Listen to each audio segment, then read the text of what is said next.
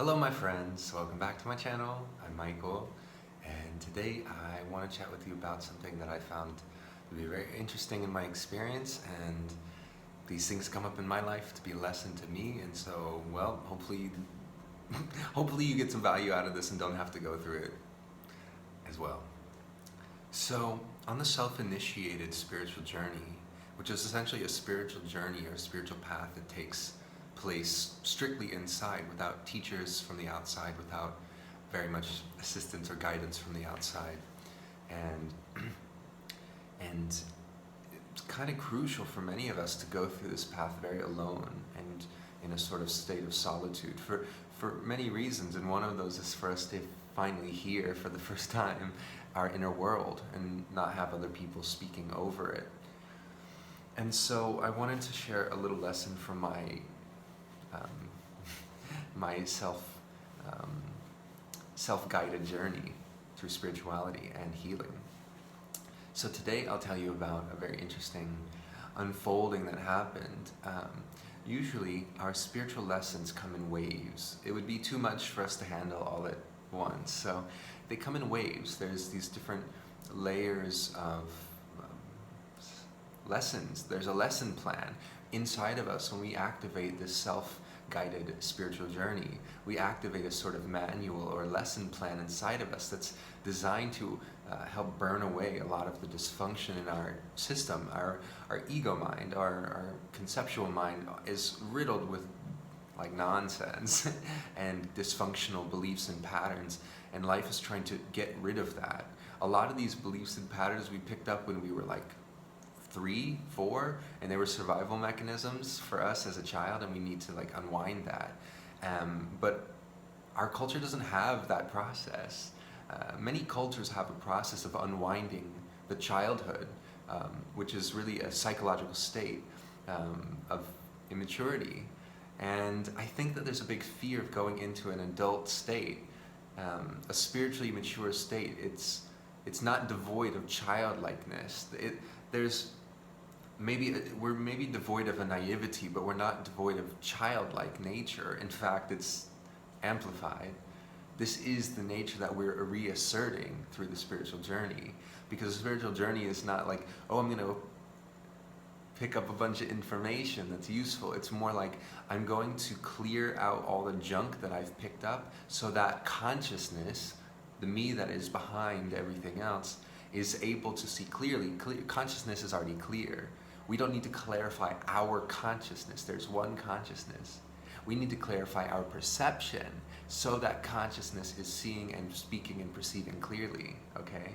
And so in this journey, what I've experienced is many waves of these sort of lessons, teachers coming to me on an energetic and inner level and having a program. They're gonna play out a program in my mind that I'm used to, but they're gonna be there with me saying, are you paying attention? Do you see what's happening? Do you get it? And if I don't get it, I'll just have to keep repeating that cycle. It's like a video game. But if I catch the cycle, if you catch the cycle and you get it and you become aware, like, this is one of those cycles that I need to become conscious of my pattern here so that I resolve it, okay? And so I'll give you a little example of one of these. Kind of seems extreme, and these are extreme moments because they're meant to put a microscope over your habits and patterns and beliefs so that you can like, oh, I finally get it, okay. So we all have many gifts and many talents and many things that we want to explore, right? And for me, I like to sing and I like to make music and art, and sometimes I hold myself back, especially because my singing wants to just sort of like blurt out at 3 a.m. and I'm like living in an apartment building with other people, you know, and it's a very echoey room, so I can't really be doing that, and there's this resistance, right? Okay, so this is the thing. We have our intuitive, innate inner world that is trying to speak something, but we have a thought that says, I'm not allowed to sing. You can't sing. Don't do it. Don't do it. Don't be creative. Don't speak your truth. Don't become who you are. Because you can't, because you'll piss other people off, and you have to be, and you won't be safe if other people are mad at you. So see how like all of these things we can become aware of, and it's like, okay, so now that I've stopped myself, now that you've stopped yourself from from pursuing or moving forward with an intuition, an intuitive hit that you feel drawn to in some way, we stop and we resist. And with that resistance, it can lead incredibly quickly, in my experience, to anger, frustration, projection, pain, hatred, and it amplifies quickly because I'm feeling pain and discomfort for stopping myself. Okay, now get how useful this can be. I've stopped myself, and the pain of stopping myself is so immense that I must project it outwards in order to even remain functional. I have to point at someone else and say, it's your fault for me being in this position. It's your fault for my life being in this position where I don't have a recording studio everywhere I go, in the perfect environment for me to be what I want to be all the time. It's my dad's fault for not looking out for me 20 years ago. And it's like, maybe that's true, right? But the part that we're avoiding is looking at where it's me, where I'm the one literally sitting in this room telling me, no, you can't do that. Even if it's maybe not my voice, right? It's a voice that I'm hearing in my head. But it doesn't mean that I have to agree to it. But if I do agree to it, I create suffering. The suffering arises in our system when I've agreed to a belief that is inaccurate. When it is a belief or a thought or an action that is in discord with how reality is, with truth, I'm going to create dissonance and discomfort in me. And if I am immature, I'm not going to be able to accept that as my responsibility because it's too much of a burden to face that I ruined my situation. I ruined my life. I ruined someone else's life. I created pain for someone. It's really hard to face those things. Almost impossible. But that's why Source is giving us these little tastes of it so that we can develop the courage to face it. Because the truth is that it's not that we are at fault. We're equal partners, and our mind has needed us to project outward onto someone else so that we don't lose the sense of victimhood. This is really crucial. Victimhood is real. People are victors and losers. So victors and victims, it's the reality of life, and especially in the world that we live in today. And so when you're victimized, if you don't have someone around to validate that, like, yo, that was wrong. No one should have done that to you. You're not worthy of that shit. You're worthy of better. If no one was around to tell you that, you're gonna go around needing to project onto other people that they are the perpetrator of your victimhood, so that you don't lose sight of the danger that they pose to you as a person. So it's an intelligent mechanism. I need to be on high alert so you don't play me, because I know you're trying to play me. And that's the feeling, isn't it? And that's so valuable when we're younger. It's so valuable. It's necessary. That's why it comes online. But the thing is, in adulthood, to function and to manage our lives properly, we have to let go of that. That's a coping mechanism to help us cope with the fact that we are being, at least in part, victimized and no one sees it. We're actually maybe even being pointed at as the aggressor. And so this is like a dissonance in our mind that we just can't make sense of, because it's nonsense. People are on some BS a lot of times, and we have to face that, and we have to be able to keep a certain solid grounding in ourselves, in our truth, so that we don't get lost in other people's nonsense. So when this arises that we've projected outward, there's an incremental winding backwards that needs to happen so that we correct our thinking. Our thoughts are mistaken in this case. We've misunderstood the situation. It's not that there's no victim, there's no no victor. There's both. It's both. You're both. And we have to find an integration in between both of those conversations to really heal our minds and to heal our system. I really wanted to share this one next little bit because I think it's so fascinating. In this cycle of me having the desire to follow an intuition or an impulse of some sort, resisting it, creating a tension in myself that I can't own, so I then project it outward. But the problem is, those people don't have the ability to fix the real problem. They don't. It's not in their control. So I will endlessly and forever project onto them their responsibility to serve me. And it's just not going to happen. Because in theory, they can serve me if I'm asking them to maybe own some of the responsibility of the past errors that we both initiated with one another. They can maybe have some control in that regard, but they can't help me sing. They can't help me get over my fear. That's my fear, isn't it? That's my people pleasing, not theirs. So see how it's like when we project onto someone else, the error is in that they're not in possession of the mechanism that we are, which is our own self, our own life.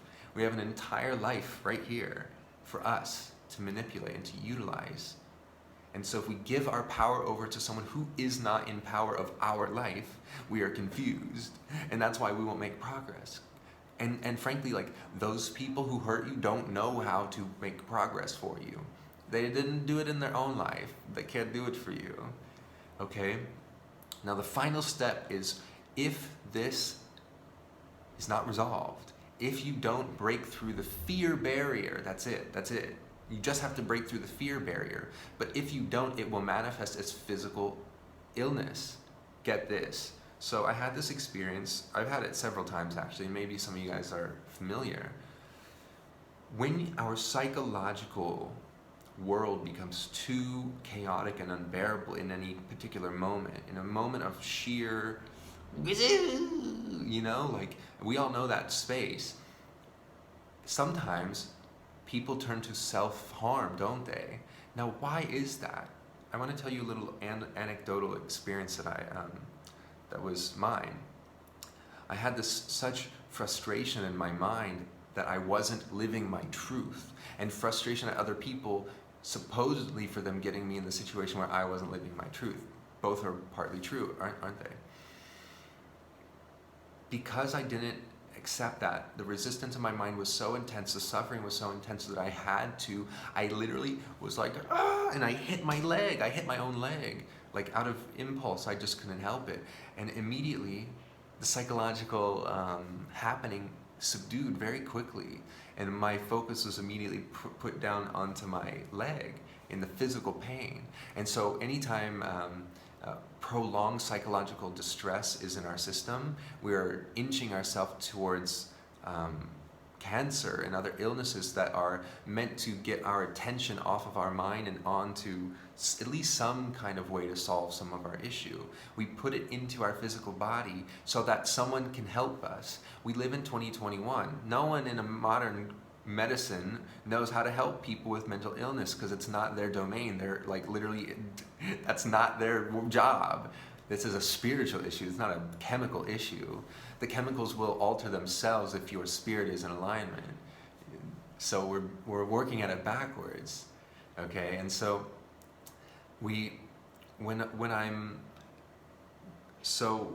when we don't have resolve in our inner world, we create physical illness so that people who, think about it, if you have cancer, think about how much love and attention and physical touch and care and patience you're going to receive from people, strangers, everyone, like everyone who knows you have cancer is going to be like, you know, and they're going to treat you how? They're going to treat you like a sister, like a mother, like a brother, like someone that's important to them, like someone who is vulnerable. And the truth is, we're all vulnerable. We're just pretending, or other people are projecting onto us that we aren't vulnerable, you know, but we're vulnerable.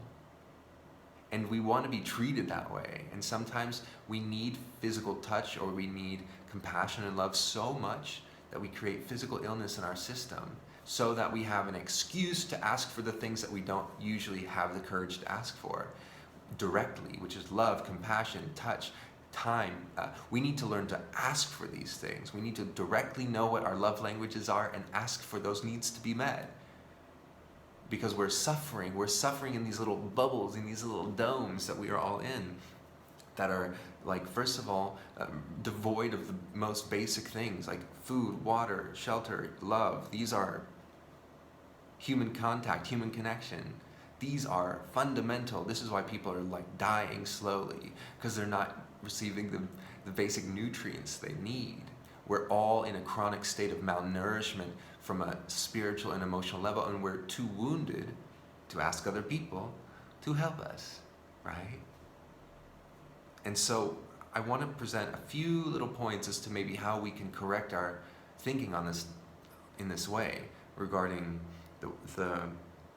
regarding this resistance and projection pattern that eventually, if not remedied, will turn into illness, death, literally.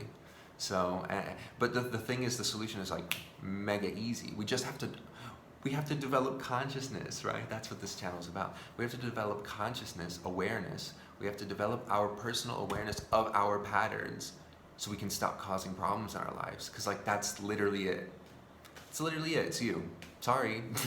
And it's me too. Like it's taken me 20 years to come to that realization. Like, oh yeah, it's me. I'm creating this suffering. Because I can see in real time, Source will present us with these instances in real time to see just how we're doing it, just how we're creating suffering. You can have pain. You can even have thoughts in your mind that are crazy, and you don't have to suffer them. You don't have to suffer at all. But you wouldn't know that unless you were keenly and pointedly presented with an opportunity to face that tendency to create suffering in your mind. It's unbelievable. Okay, so it's, for me, I think in this example that I've given regarding singing, singing at 3 a.m., I want to sing super loud, and it's just probably not a good idea, but I have created so much resistance in myself, it was like choking. It felt like choking or something. It's terrible. So I have to figure out some other thing. But if I would have just sang out loud and realized it's not a big deal, which I end up doing, like I ended up doing that, that's how I realized, as soon as I let that energy move through me, it was like, and then I went to sleep after, and it was fine. I created this whirlwind inside of myself for kind of no reason, you know what I mean? More or less no reason. Because my thoughts told me a story that wasn't true. It wasn't true that I won't be accepted, I won't be loved. Maybe it is in part true temporarily, but am I not sovereign? Am I not allowed to piss people off sometimes? Am I not allowed to be disruptive? I have beliefs sometimes that say, no, you have to be silent, don't be seen, don't bother people. It's like, whose beliefs are those? Who's that serving? Is it me? It doesn't feel like me. So maybe it's not. So I hope this was interesting and useful for you guys to see that there's a pattern where we create suffering via the process of resistance, usually through thoughts that are fundamentally inaccurate. And you are your own healer, so you can look inside of you and find out how you're creating your suffering. And the beautiful thing of healing is like it's free and literally instantaneous, because you just have to correct the mistake. And where is the mistake? It's in your possession. And the challenge is that there's so much trauma that is being protected by these mechanisms that we have to sort of like incrementally work with our trauma body as well, our pain body. We can't just go in and say and rip it out. We gotta be patient. It's like a little creature, and we have to treat it with care and love and patience and compassion. But eventually, over time, that creature is healed, and when you touch it, it doesn't close and react and reject and lash out, because it realizes it's not as vulnerable as the thoughts maybe told it. And I think that we have much more power in our own system to really change the way that we perceive ourselves and our life. And the more that we do that, the more we'll realize that that's our fundamental issue. And frankly, that's the fundamental issue everywhere in the world for most people. Most major conflicts right now are fundamentally that, the creating of dissonance, resistance, and projection and confusion. And we can unwind that so. I hope this is a little insight into your guys' version of that, to your own personal experience of that. Like, I'm never going to be here giving you like, well, boop, boop, boop, you need to take this dose and that. You already know. Like, you already literally know. Something in you knows. And something in you consciously knows that something in you knows. And you don't need to know the details. You just need to go every single day, pick up that breadcrumb, pick up that breadcrumb, pick up that breadcrumb. And eventually you walk your way in faith and in trust and in hope to a better place. It's a process. You got this. It's all good, guys. Much love. Take care. Peace out.